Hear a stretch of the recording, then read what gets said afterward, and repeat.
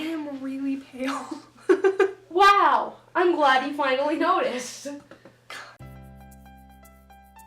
Hi friends, welcome to another vlog.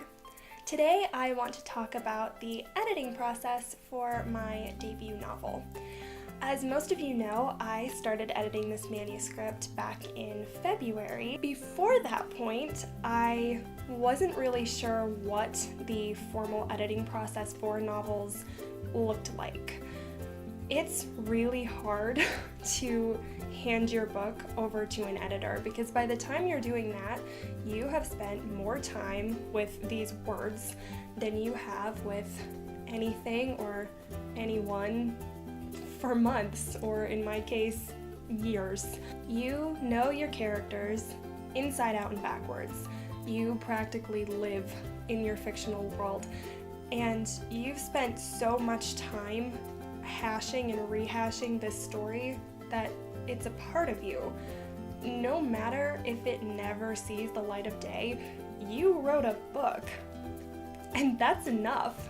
But it can be a challenge to keep that in perspective when you are literally handing your life's work over to someone whose job is to tell you that it's not perfect.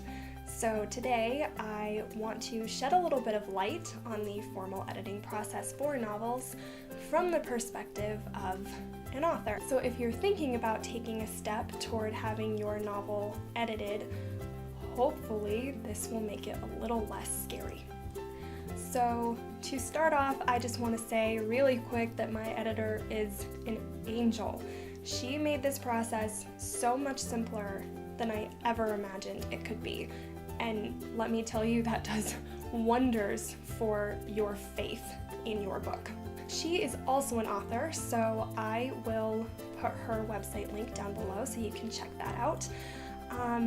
Besides editing grammatical and structural errors in my novel, Stephanie also took an in-depth dive into my characters and my world building and my plot to make sure that this manuscript is the best it can be. Once Stephanie had done a full line edit of my manuscript, she sent it back to me with an editorial letter that detailed the biggest areas for improvement in my manuscript.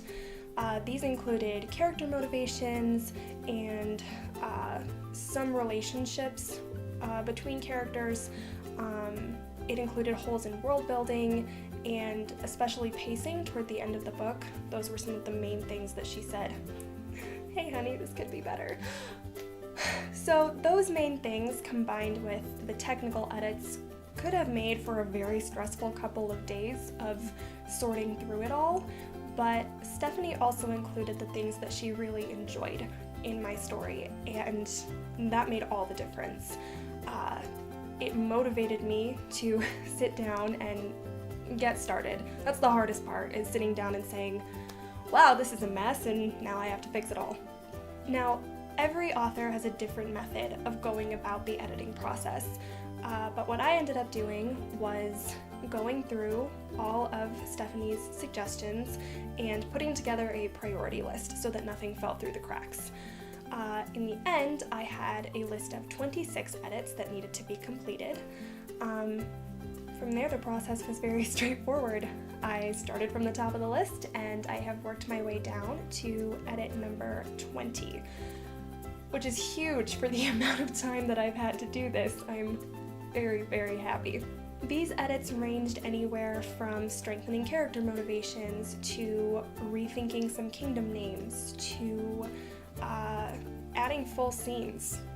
There are still a couple of pretty big edits that I'm going to have to work through that could take me a couple of months, but I'm enjoying this process so much that I am okay with that. My self-imposed editing deadline is the end of the year, though I don't think it will take me that long to finish. At that point, the manuscript will still need to be proofread, but it will be one huge step closer to publication, and that is so exciting.